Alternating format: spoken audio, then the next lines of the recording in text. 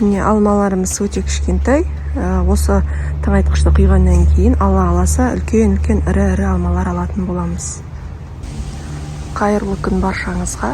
Бағбан ханымның өсімдіктер әлемі каналына қош келдіңіздер. Жаз айының ортасы, қазір біздің көп көкөністеріміз, жемістеріміз түйнек салып, тым жақсы болып тұр. Енді біз бұлардың әрі мол өнім бергенін қалаймыз. Сондықтан біз әртүрлі тыңайтқыштар пайдаланамыз. Мысалға, қазір адамның асқазан жүйесі немесе басқа да ауруларға көп ұшырап жатады. Сол ауруларды болмас үшін біздер таза өнім жегіміз келеді. Ал таза өнім жеу үшін өз бақшамызда өсіргеніміз және өз қолымызбен жасаған тыңайтқыштарды пайдаланғанымызды жөн көреміз. Сол сияқты мен сіздерге осы алмаларыңыз ірі, мол болуы үшін мен сіздерге бір жақсы қолдан жасалған тыңайтқышты ұсынамын. Қолдан жасалатын тыңайтқыш үшін бізге қажет, ол күнделікті біздің нан ашытуда пайдаланатынымыз ашытқы дрожжи қажет болады. Дрожжидан 10 грамм қажет. Мен мынандай посудаға, егер сіздерде арнайы кішкентай пакетте болатын болса, тіпті жақсы 10 граммдық. Ал егер мен сияқты көп көлемде болатын болса, онда таразға немесе қасықпен өлшеп алғандарыңыз жөн болады. Міне мына жерде весы тұр. Весіда арнайы 10 грамм дрожжиді өлшеп аламыз.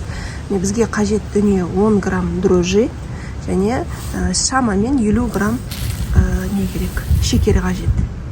Бұл дрожжи мен шекерді неге араластырып жатырмыз? Себебі шекер дрожжидің, яғни ашытқының одан сайын тез жұмыс жасауына себеп болады және біздің өніміміз мына дрожжи қосқан кезде шамалы ашқылтым дәм береді. Ал шекер қосса сол ашқылтымды жояды. Қазір міне осы ыдысымызға жылы су құйып, шамамен 3-4 сағатқа қойып қоямыз. Яғни біздің дрожжымыз ашытқымыз ашып көтерілуі қажет. Аз көлемде су құямыз. Маңызды емес қанша болуы.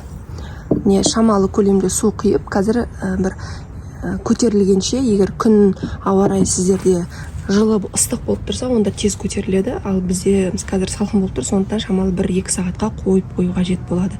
Осылай дрожжиді араластырып, осылай қойып қоямыз. Қазір дрожжиіміз жұмысқа іске кірісіп, ашу қажет. Арада шамамен 1 сағат, 2 сағат уақыт өтті. Көріп тұрғандарыңызда міне дрожжиіміз ашыды, дайын. Енді біз осыны қазір 10 литр, мына жерде шамамен 1 литр деп алсақ, 9 литр суға араластырып, яғни бұл арнайы аналық тұнбамыз, осыны қарапайым 9 литр суға араластырып, біз алдын ала суарып алған жемістерімізге құйып шығамыз. Мысалға, мен қазір алмаға құятын боламын. Сіздер алмаға, қиярға, қызанаққа, бұрыштарыңызға, тіпті гүлге де құюға болады. Яғни өте керемет нәтиже береді, ірі болады, тез өседі, өнімдеріңіз мол болады. Сондықтан осы тыңайтқышты пайдаланғандарыңыз дұрыс болады.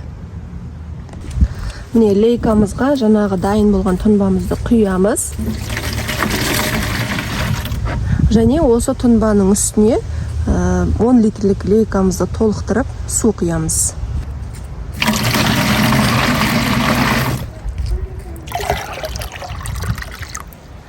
Міне суды құйған кезде сіздер арнайы шамалы 1-2 күн тұнған суды құйыңыздар.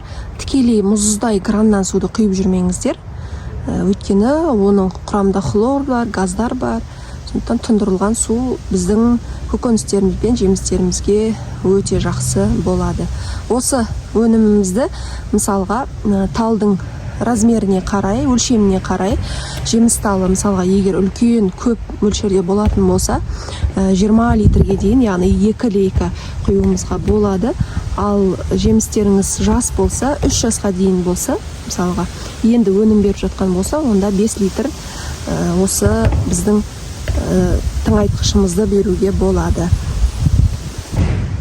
Мына біздің жеміс ағашымыз, алмаларымыз пісіп күшті болып тұр.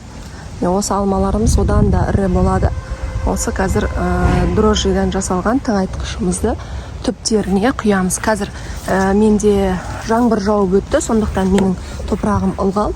Ал егер сіздерде топырақ құрғақ болатын болса, міндетті түрде алдын ала суарып алыңыздар.